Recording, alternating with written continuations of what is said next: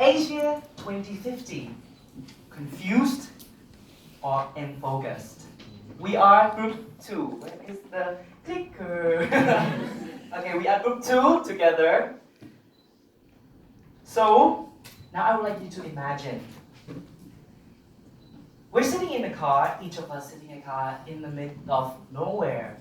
Lies ahead of us is a dark and hazy road. We can only see what is in front of us from our small headlights. Now if we decide to drive separately in different directions, heading toward different destinations, we might not know where we'll end up. And with our small lights, we cannot foresee anything ahead of us, nor the destination we will land into.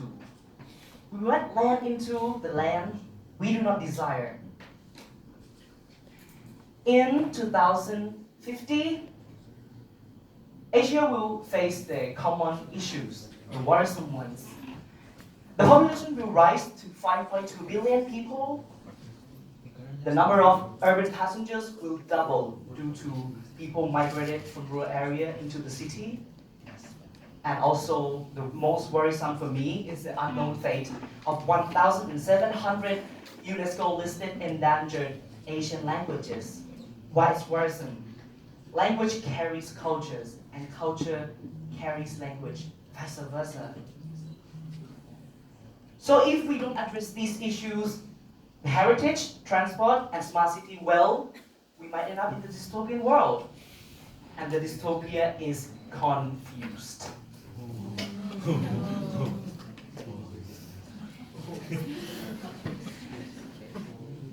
Development and urbanization have been rapidly increased. This leads to destruction of culture and heritage in both naturally. Otherness has been seen very wide.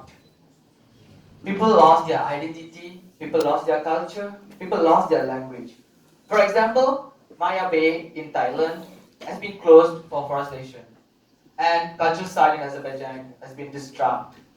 We never know what is the next. Conflicts arise when people are being suppressed from their basic rights. Look, look at how Muslims are being suppressed from not practicing their religion belief. These conflicts getting more tense and creates an impact to transportation.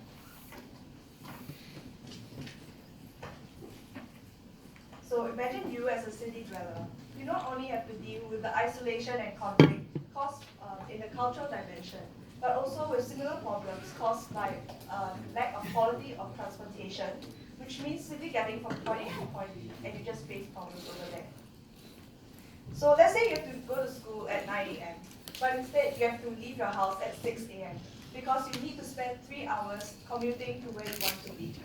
That's at least 10 times more than what should be necessary to get from one place to another.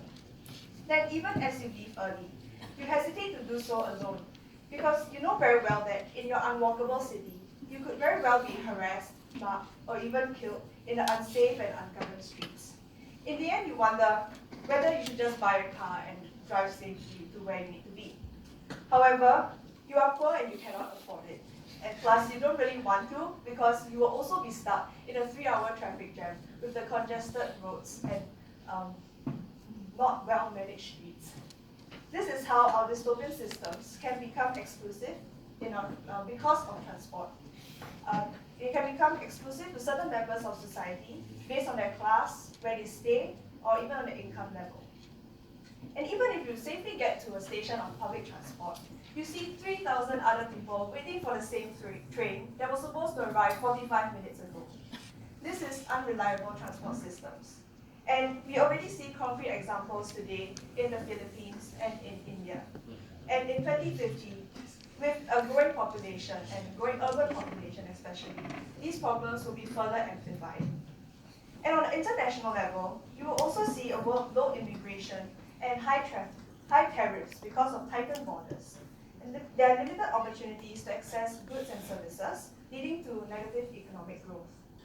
There are statistics that say that this will result in the loss of $3.5 billion a day in economic activity.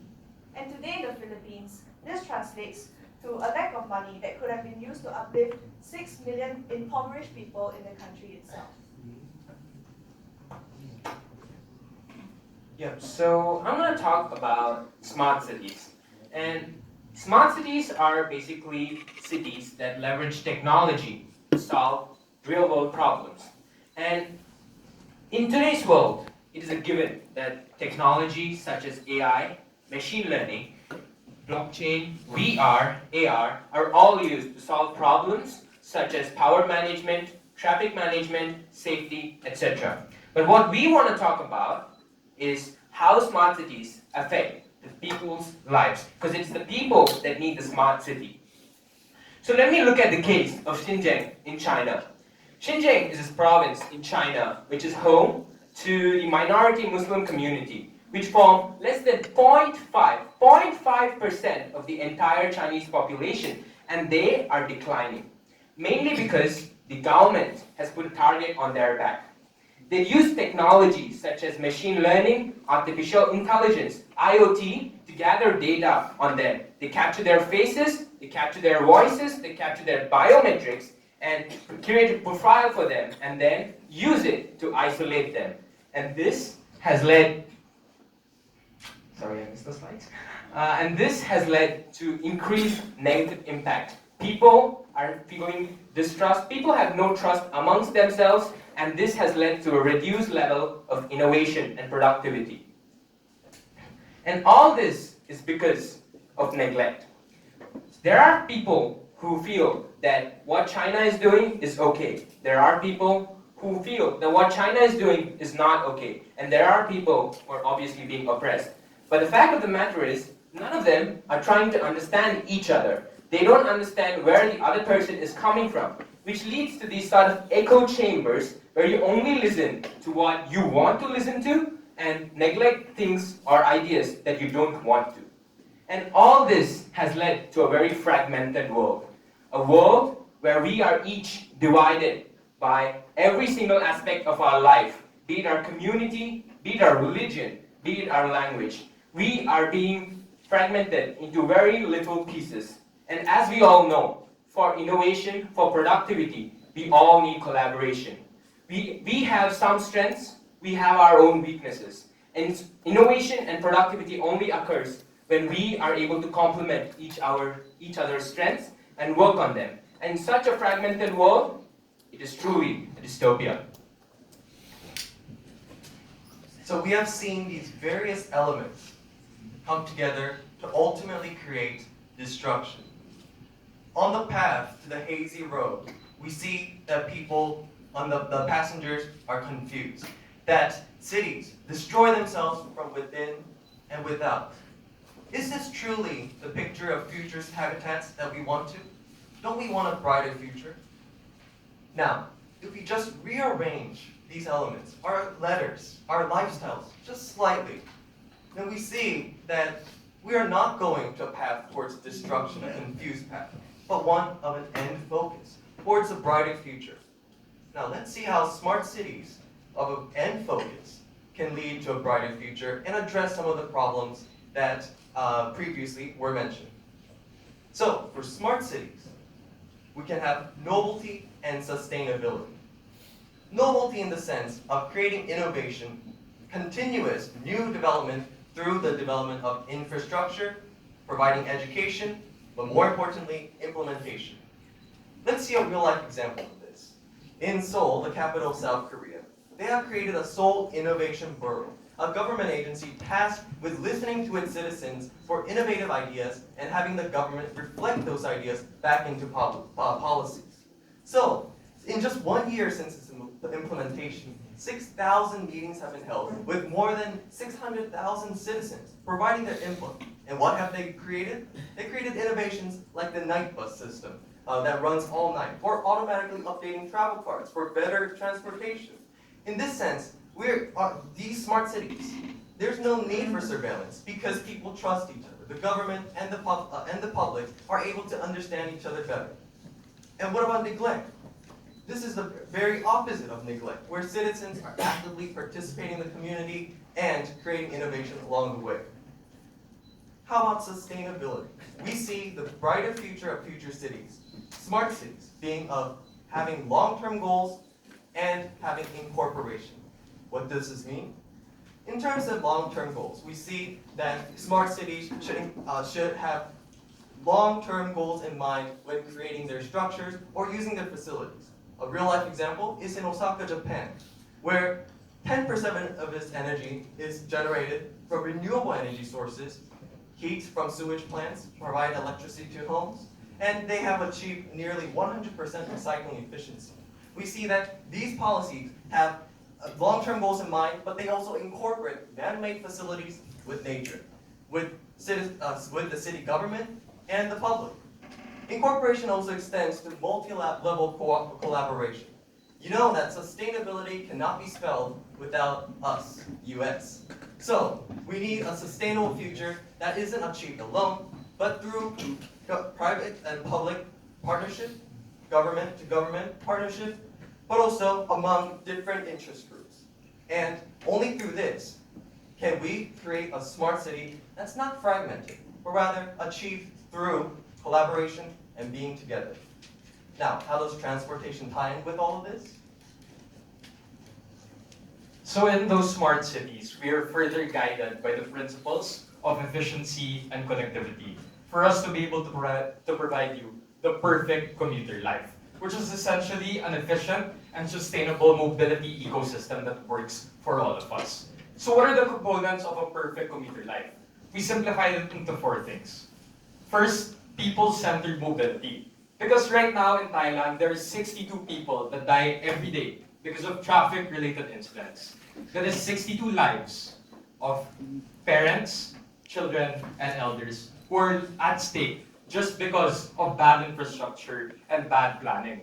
But more than that, also in a separate case, in the Philippines, 3 out of 5 women are catcalled and harassed on the way to public transport systems. That could be you, and you. And this is a problem that we have to address. Because we want to be able to build discrimination-free and walkable cities. But more than that also, we want to have well-maintained public infrastructure so that all of us will be secure. So that in the Philippines, we won't have any more problems of sidewalks this narrow, with an electrical post smack in the middle. So that my grandma, who's in a wheelchair, doesn't need to go to the main road where she is prone to accidents. Ultimately, this reflects people-centered mobility. Second, maximize connectivity. Every day when you wake up, we want you to know that there's a public transport system waiting up for you just at the end of your street.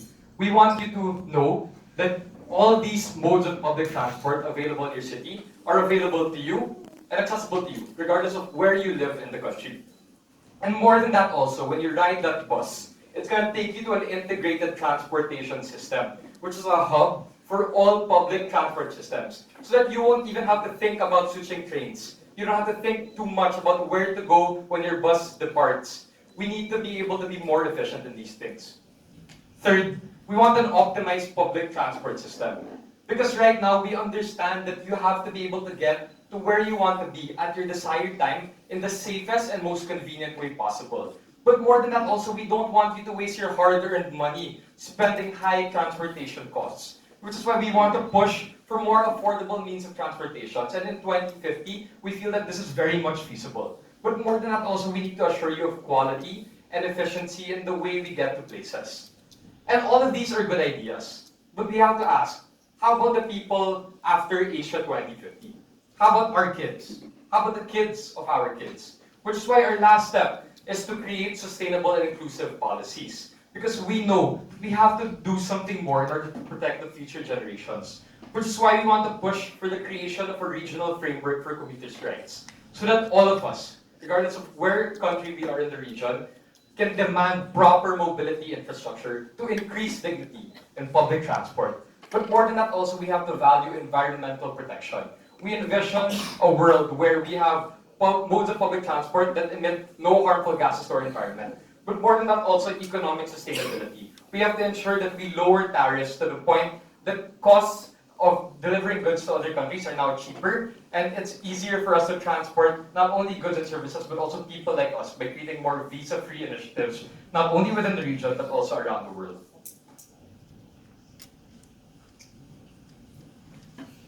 So, when talks about to you what the utopia of 2050 has for you, it has given a freedom for you to practice your belief through preservation of both tangible and intangible of culture and heritage.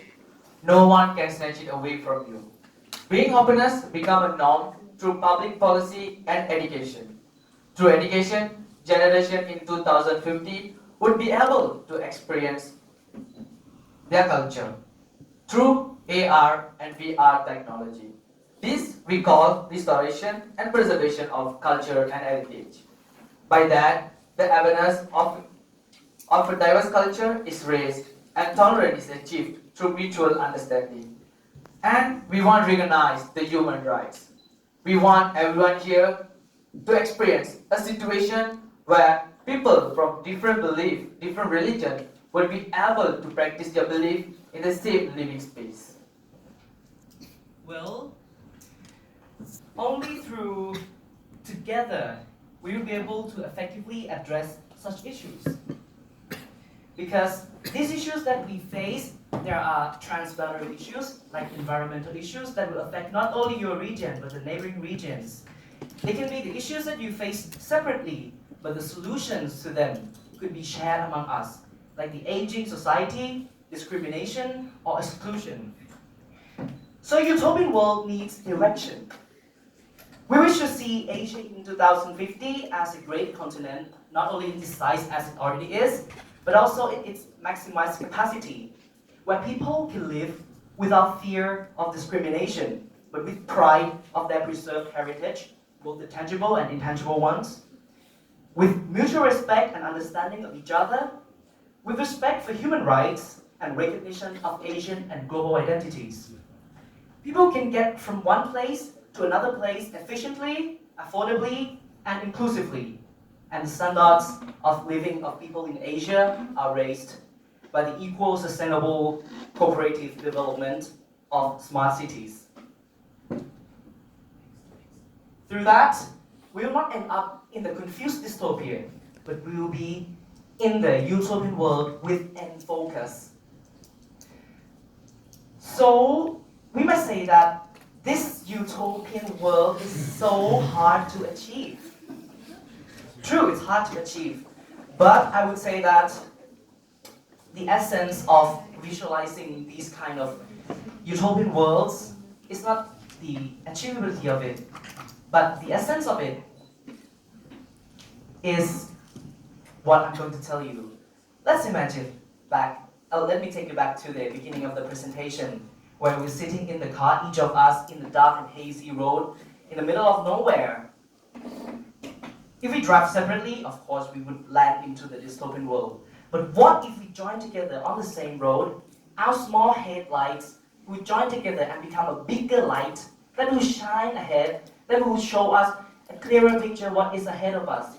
And that we can see the direction clearer.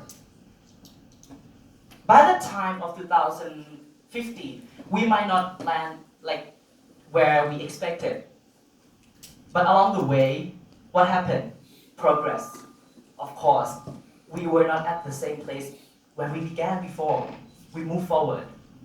We share the vision. We share the direction, same direction where we are going. And lastly, we cooperate. We work together. This is the most important thing I want to emphasize. We cooperate, we work together. What we get from that? Mutual understanding of each other, the bond among us, and finally, we have trust among each other, and future cooperations would follow. So why don't we join and go through this dark and hazy road together? Thank you.